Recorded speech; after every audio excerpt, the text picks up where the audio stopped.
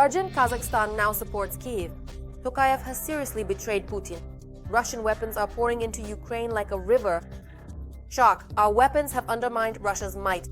These new defense innovations have caused an unprecedented stir. The front is on fire. Putin has crossed Pokrovsk off his bloody plans. New threats are looming on the horizon. China has stabbed in the back and Poland has found the enemy's Achilles heel. All this in our episode of Hellpoint. Breaking news, a bomb has exploded. Kazakhstan has taken the side of strength and aimed its barrel at Moscow. Astana is decisively breaking free from Russia's influence. Tokayev is starting his own game, now without Putin but with Trump. A meeting at the White House changed everything. A new twist on the map of influence. Kazakhstan is speaking to Moscow from a position of strength. Could it be that tomorrow Kazakhstan will send a positive signal to Kyiv as well? More on this in just a moment. Kazakhstan, friendly to Putin, is supplying weapons to Ukraine. The former head of Romania's National Environmental Guard, Octavian Berceanu, claims he was offered 10 million euros for a deal to import ammunition from Kazakhstan. The Russian-origin ammunition was allegedly to be repainted and sold to Europe for further delivery to Ukraine. Kazakhstan is distancing itself from the war in Ukraine. Moreover, at one time, Ukrainian President Zelensky stated that he had offered the Russian dictator a meeting in Astana. To this, the president of Kazakhstan stated that his country is not a mediator between Russia and Ukraine. However, if there is a political necessity, Kazakhstan will provide its own territory for holding talks.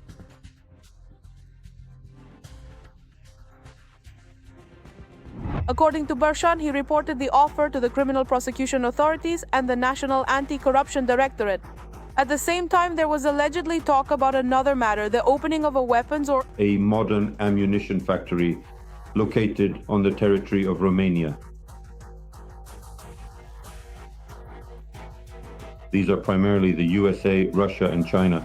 It should be noted that although Kazakhstan is a CSTO country, and moreover the Tokayev regime actually came to power with the help of Russian bayonets, at present Kazakhstan is pursuing a policy that is practically independent from the Russian Federation. Meanwhile, following the results of the Central Asia-USA Summit, Kazakhstan signed agreements for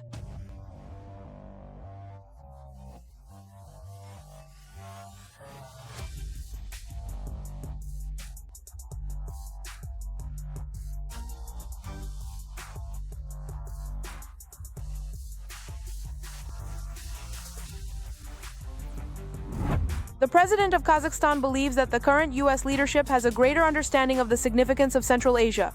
He also noted Trump for his more conciliatory approach toward Russia. At the same time, Kassym-Jomart Tokayev calls a ceasefire in Ukraine possible. He even praised Putin for his flexibility. Kazakhstan was actually the first country within OPEC to increase oil production, despite the strong opposition from the Russian state.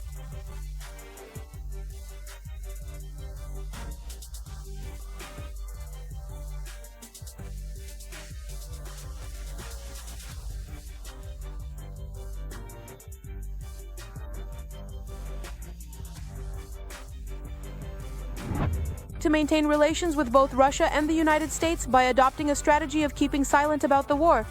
But at the same time, it does not support our country at the same level as other European partners who consistently send aid packages to Ukraine.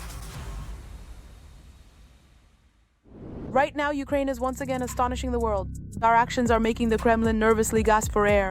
The enemy's plans for leadership are falling apart. The conveyor belt of Ukrainian strength is running without pause. Drones tear through the sky, missiles hit their targets with precision, and artillery draws vast maps of fire. And this is only the beginning. Ukraine's defense industry is receiving ovations from the West. What other secret top weapons are the armed forces of Ukraine showcasing? Find out in just a moment. Self-propelled artillery, mortars, drones, electronic warfare, shells, ammunition, communication systems, air defense, missiles. Ukraine is actively ramping up the production of its own military equipment and ammunition. Production is becoming increasingly precise, large-scale, and high-tech. During this war, Ukraine has already reached the point where almost 60% of the weapons we have, the weapons our soldiers use, are domestically produced. This is Ukrainian weaponry, this is powerful weaponry, This is no longer just a simple local industry. Ukraine is building its own military technological shield, a network of production lines, testing grounds, and combat units that turn ideas into weaponry. And our specialists immediately test them in real-world conditions. Now everyone, let's begin together. Please get ready. With drones, those small but decisive pieces of technology that instantly change the rules of war. The series of strike platforms from the EVPE family and other Ukrainian models are not produced according to the principle of fast, cheap, and effective. Their advantages are the simplicity of their design, the speed of production, and the relevance of their tactics. They make it possible to carry out precision strikes, disrupt enemy logistics, and keep enemy positions under pressure far from the front line. In 2024, about 1 million units were contracted, and already in 2020, by 2025, their production had increased to 30,000 FPV drones per month. It should be noted that this quantity, that is the annual production of FPV drones, about 4 million, is a record figure, even taking into account the capabilities of the military-industrial complex of all the cities combined in a NATO country.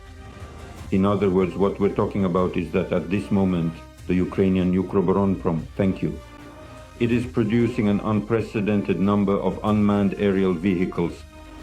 For comparison, the US Army replenishes its arsenal with about 100,000 unmanned aerial vehicles per year.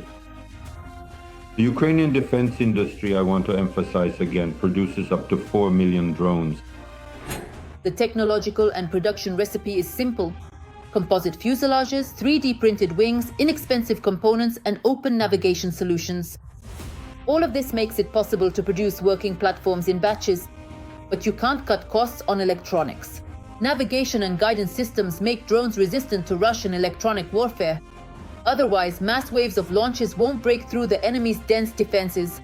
In parallel with drones, a strategic direction is also developing. Here, the key players are missiles and missile systems that strike the enemy's rear, depriving them of fuel, depots, and command centers. Neptune is a domestically produced anti-ship and coastal missile system. He strengthened the security of sea fishing vessels and gave Kyiv tools to influence the logistics of its opponents in the Black Sea. This is unprecedented in world history. The point is that Ukraine, as a country that essentially does not possess a naval fleet, inflicted heavy losses on the Russian Federation by destroying up to 35% of the Black Sea Fleet's vessels. According to British sources, the naval activity of the Russian Federation in the Black Sea Basin has decreased as a result of the use of both strike drones and, accordingly, naval drones. It has dropped to a historic low. Another important milestone is the FPV-5 Flamingo cruise missile. This is a completely Ukrainian development with a stated range of up to 3,000 kilometers. For comparison, the legendary American Tomahawk has a strike range of 1,600 kilometers. The warhead of the Tomahawk is about 500 kilograms, while the warhead of the Flamingo is about 1 ton 150 kilograms. The latest. The most recent documented use of the Flamingo was a strike on the oil terminal in Tuapse. Moreover, Russian public channels themselves confirmed that the Ukrainian side used these weapons. By combining small drones and large cruise missiles, Ukraine gains both scale and strategy. Drones keep the enemy on edge, missiles strike critical targets, and together this seriously undermines the enemy's ability to wage a prolonged war. But the Ukrainian defense industry is not just about small and large systems. These are also time-tested developments like Bodana, Stugna, and other artillery and anti-tank systems that provide mobility, firepower resilience, and operate within a unified strike network. Drone reconnaissance, artillery adjustment, precision missile strike. And then the cycle repeats. 40% of the Russian budget depends on the revenue from the sale of oil and petroleum products. And accordingly, taking into account this budget-forming sector of the occupying country, adjustments are made to the actions of the Ukrainian side, namely the use of strike drones and means of destruction. We're talking about the Flamingo and Neptune systems in the context of neutralizing Russia's oil refining complex. According to the Russian side's assessment, the losses from the Ukrainian strikes on Russia's oil refining complex are estimated at around $100 billion. Ukraine's production capabilities are already extending beyond its borders. Through agreements and joint projects, Ukrainian companies are localizing assembly and serial production in European countries. If before the full-scale war Ukraine's defense industry was lagging behind, by 2024 production volumes had reached about $9 billion, and in 2025 they grew to $35 billion. Plans for 2026 include scaling up to $60 billion, and this is just the beginning. Pokrovsk. New details of the confrontation. Putin puts the soldiers on motorcycles and sends them straight to the frontline meat grinder. These shots are a must-see. The armed forces of Ukraine are courageously holding their defense. The enemy army resorts to a daring deception but is instantly met with a response. Shock at the front. Something unprecedented has happened. The first details, don't miss what's next. Russian troops in Mad Max style are invading the ruined Ukrainian city of Pokrovsk. That's the headline under which Reuters published an article about the situation around this city in Donbass. Moscow claims that capturing Pokrovsk, which Russian media call the gateway to Donetsk, will allow it to advance north toward the two largest cities in Donetsk region still under Ukrainian control, Kramatorsk and Sloviansk. Russia has been trying to take Pokrovsk for over a year now. At first, there were attempts to encircle the city and cut off its logistics in order to threaten supply lines. Now, the tactic is infiltration and the buildup of small units within the city. But time passes and the city still stands. According to Putin's decision was that Pokrovsk and Myrnohrad were supposed to be taken sometime at the end of last year, probably in December 2024. Now a year has passed and they still haven't been taken, although the situation there is very serious. In the command of the air assault forces, they note that the occupiers are trying to sneak into the city in small groups using the fog. The Russian army has been using infiltration tactics for more than a week now. In recent days, the Russians have intensified their attempts to penetrate Pokrovsk using light vehicles through the southern outskirts. To do this, the enemy took advantage of unfavorable weather conditions, particularly dense fog. This reduces the effectiveness of our aerial reconnaissance and strikes in open areas. Currently, there are more than 300 Russians in the city. Their objective remains unchanged: to reach the northern outskirts of Pokrovsk and then attempt to encircle the agglomeration. The 7th Corps is cheap. According to Ukrainian intelligence, the latest deadlines for the capture of Pokrovsk are set for December 15th and for Kupiansk by the end of the year. The enemy is probing Ukrainian defenses along almost the entire front line to find spots for new offensives. Now, this is the Zaporizhia direction. Russia has also become more active in the Novopavlivka direction. In this direction, the enemy has made advances over the past few months. And now the enemy is trying to stretch our defensive line along the front, advancing not only in the Pokrovsk direction, in the area of Pokrovsk and Myrnohrad, and trying to expand offensive actions in the Novopavlivka direction, essentially towards Zaporizhia region and Dnipropetrovsk. In the Zaporizhia direction, using fog as cover, the occupying army captured 3 settlements. This was stated by Commander-in-Chief Syrsky.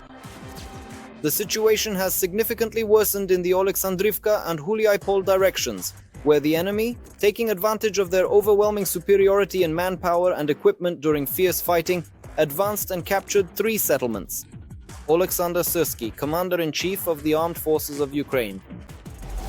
Ukrainian defenders were forced to withdraw from Rivnopilya in Zaporizhia region to more advantageous positions in order to preserve as many of their soldiers' lives as possible. The enemy, in its attempts to advance, is suffering losses. They are suffering huge losses, and just yesterday, the armed forces of Ukraine eliminated 58 Russian soldiers in this direction. About 30 more were wounded.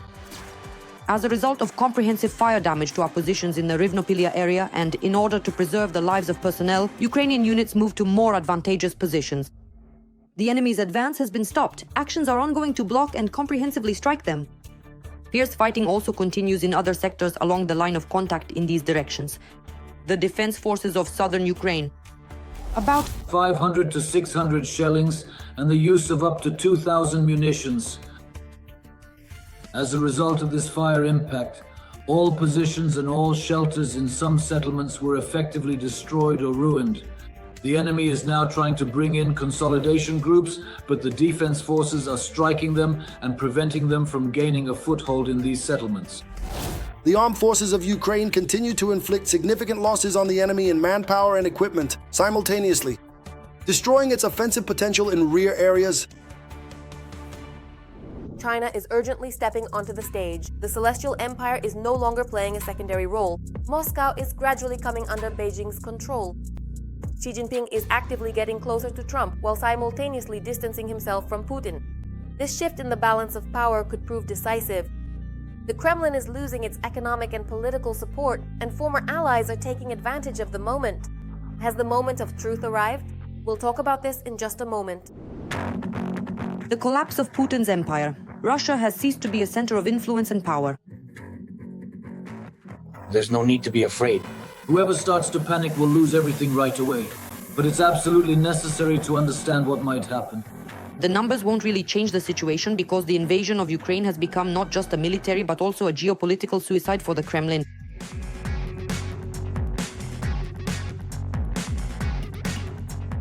And while Putin is preoccupied with the war, China is taking over Russia's economic and political positions.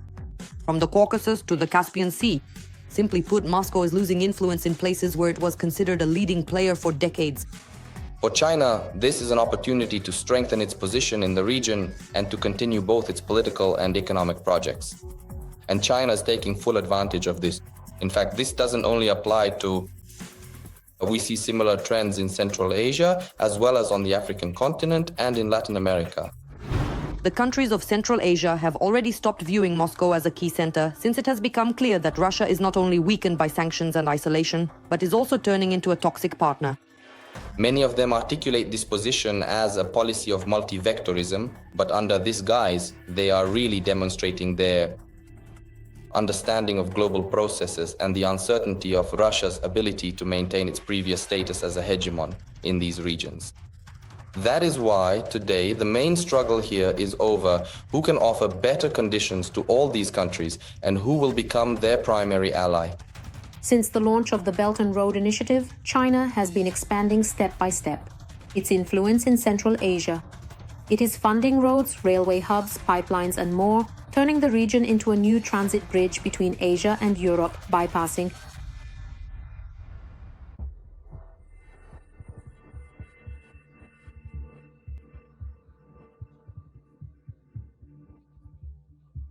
If you look at the global geopolitical map,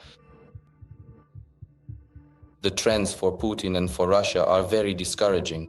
Putin, who for a long time dreamed of expanding his vast empire by conquering the sovereign nation of Ukraine, or alternatively by enlarging the territory of Ukraine and thereby extending his personal influence and control over this strategically important region, has essentially lost all of his international standing and credibility.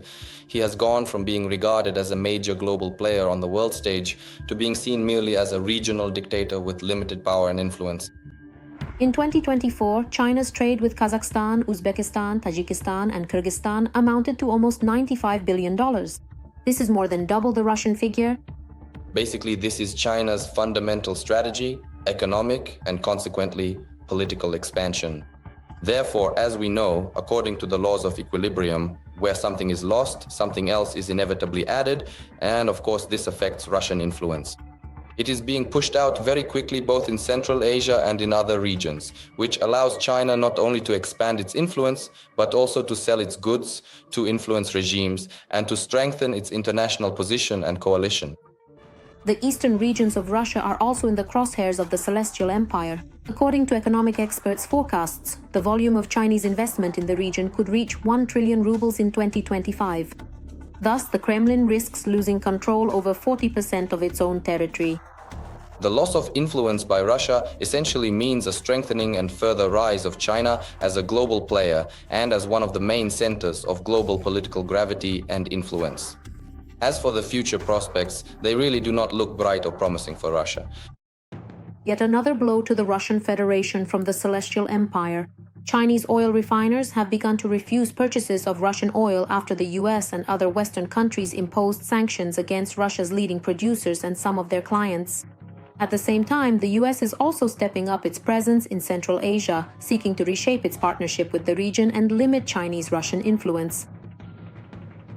Washington understands China's strong desire to influence this region and is currently working to actively counteract it within the broader context of the ongoing rivalry between Washington and Beijing. And Trump's meeting with the leaders of the 5 Central Asian countries is nothing more than a response to the developments that, in fact, have been taking place for quite some time within the framework of China's initiative. Putin is slowly but surely losing Central Asia. Russia is losing its authority in the countries of the former USSR, which the Kremlin has always regarded as its satellites. Every voice matters. Join our community, support independent journalism and help us bring you the truth from Ukraine. Become a member of Ukraine today. Join us now. Shock. Putin's appetite is growing. Russia has set its sights on 3 more regions of Ukraine. Action must be taken immediately. The Russian military leadership is issuing orders commanding to push forward. A new threat looms over Zaporizhzhia. The dictator seeks to clamp Mariupol in his grip. The Ukrainian armed forces are holding back the enemy and shattering the Kremlin's plans. Find out what is known about this in the following report. Don't miss it.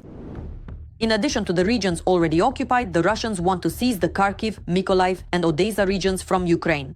And analysts at Foreign Affairs believe that 2026 could be decisive. Vladimir Putin will pursue his goal in 3 stages. If Russia holds on to the 4 regions it has already annexed and adds Kharkiv, Mykolaiv and Odessa, it would effectively cut Ukraine off from the Black Sea. Under such circumstances, the Kremlin will look for opportunities for a truce, hoping to move on to the second phase using economic pressure and political warfare, backed by the threat of a new invasion to impose control over Kyiv. At the 3rd stage, Russia plans to absorb Ukraine and incorporate it into its sphere of influence, similar to what it has done with Belarus. Honestly, when I read this particular provision, I immediately and vividly remembered the words of Medinsky, which were spoken and articulated at one of the official meetings with the Ukrainian delegates with the representatives of Ukraine about how, gentlemen, you could potentially lose 3 more regions. Apparently, such sentiments, such attitudes, and such plans really do exist and are present in the Kremlin. This recollection came to me very clearly, and it seems that these kinds of ideas are not just hypothetical, but are actually being considered and discussed at the highest levels of the Russian government. This is important because today, as Jack Watling again writes, the West mainly, including Europe, not to mention the United States, is primarily focused on the issue of security guarantees for Ukraine, on issues related to the demilitarized zone, the deployment of troops on Ukrainian territory, peacekeeping forces on Ukrainian territory, and so on. The territorial issue is actively being discussed, meaning that various options for dividing these 3 regions are being carefully considered. Donetsk, Zaporizhzhia, and Kherson. In fact, according to the author, this serves to distract attention, redirects or diverts resources, and distorts the understanding of what will actually happen on the front in the coming year at the very least. The main point here is that President Putin is not, and as I have already said, is absolutely not ready for any kind of ceasefire or truce until not only the regions that are already partially occupied, but also the 3 new regions are fully occupied. Europe's indecisiveness, Donald Trump's flirting with the Kremlin, and the focus on China, all of this only encourages the Russian dictator. Russia, though it's not easy, is holding its ground. According to analysts, bringing down this colossus with feet of clay will require a comprehensive set of measures, a painful blow to the shadow fleet and the oil industry of the aggressor country, as well as more weapons and improved training for Ukrainian recruits. Analysts note that one of Ukraine's main problems today is an insufficient number of infantry. The problem lies not so much in a lack of people, but in the quality of training and the ability to integrate infantrymen into combat brigades. Today, more people are serving in the Ukrainian army than ever before. But the army does not have the capacity to train enough soldiers to perform frontline duties. To address this problem, Ukraine's new army corps needs to implement brigade rotations and allow better trained units to assist in training weaker ones. Ukrainian analysts have long pointed out that one of the reasons for the Russians' success near Pokrovsk is the insufficient number of infantry. In some positions, soldiers have to endure extremely harsh conditions, facing constant enemy attacks and shelling for 100 days or more. And although recently the focus has been on Pokrovsk and Kupiansk, the gray zone is rapidly expanding in the Dnipropetrovsk and Zaporizhzhia directions. There is a looming threat of occupation over Mariupol. From the north, a rather serious and formidable Russian armada is advancing, moving forward with a steady and persistent pace, advancing steadily. And in general, if truly serious and decisive measures are not taken, and if the defensive structures, the fortifications around, well, actually the fortified area of Huliaipol, which it is important to note is not just about the settlement itself, but also encompasses the surrounding regions and all strategically significant positions, then the situation could become even more critical and challenging. If these are indeed constructed to a high standard, then there is a certain chance that the plans of the Russian generals will not be fulfilled in practice. But if not, then the story of Vuhledar, Avdiivka, Bakhmut, and unfortunately Pokrovsk may unfortunately repeat itself once again. And again, this is somewhat related. These events happening there are somewhat related to the article we discussed. After all, it talks about the occupation of the Zaporizhzhia region and the capture of Zaporizhzhia by Russian forces. This is considered one of the strategic objectives of the upcoming campaign, the campaign of next year. And indeed, Huliaipol is, well, one of the important, I would say, a crucial point in the defense system of the Zaporizhzhia region. In the defense system of the Zaporizhzhia region. If the situation there develops according to a particularly bad or unfavorable scenario, well, it means the Russians could potentially establish some kind of bridgehead or foothold in the coming weeks. A bridgehead for advancing their offensive operations next year. This winter, British analysts note, could prove decisive. To a large extent, the Russian success will also depend on the mood of the Ukrainians. This needs to be seen urgently. A sharp maneuver from Poland. Warsaw is ramping up to full capacity and flooding the front with weapons. The Kremlin is in complete shock. Armored vehicles are coming straight off the assembly lines to the front. Trains loaded with ammunition are standing by, and artillery is already on its way. And that's still far from the full extent of support from this ally. What else is Warsaw hiding in its aid chest, and how will it affect the front? Don't miss the next part of the story. Over 120 billion zlotys, or $4 billion. That's the significant amount Poland has spent on aid to Ukraine since the start of the full-scale invasion. This includes both humanitarian and military support. Poland was one of the first countries to provide Ukraine with tanks, ammunition, and defense equipment on a large scale. In 2022 to 2023, it delivered, among other things, more than 300 tanks, as well as armored personnel carriers, artillery systems, air defense systems, drones, mortars, assault rifles, and over 100 million rounds of ammunition. 10 airplanes and helicopters were also sent to Ukraine.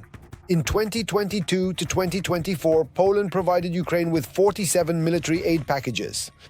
The value of the equipment delivered in 2022 alone amounted to 7.23 billion zlotys, and in 2023 to 2024, another 5.63 billion. Poland also supplied more than 19,500 Starlink terminals, providing the Ukrainian armed forces with stable satellite communication. This accounted for almost half of all terminals used in Ukraine by the end of 2023. Poland's assistance to Ukraine is not the result of some romantic fascination, but is highly pragmatic. Our neighbors understand that if Ukraine falls, Poland will be next. After all, a fighting Ukraine gives Europe time to better prepare for threats. This time is needed, and we have no right to waste a single minute. We will be held accountable for every minute. 318 tanks were delivered to Kyiv by Warsaw, including modernized T-71s, M1Rs, PT-91s, and Leopard 2S. This is more than anyone else has provided. The total value of the free aid, including training, logistics, repairs, and medical support up to March of this year, exceeded $4 billion. Specifically, in 2022, it amounted to $1.6 billion, and in 2023 and 2024, $1.3 billion each. Poland has also provided military aid. From Poland includes 586 armored vehicles, 137 artillery systems, 10 Mi-24 helicopters, 10 MiG-29 fighter jets, 287 man-portable air defense systems, 44 air-to-air missiles, over 100 units of small arms, 89 mortars, 4 Grad multiple launch rocket systems, and over 100 million rounds of ammunition.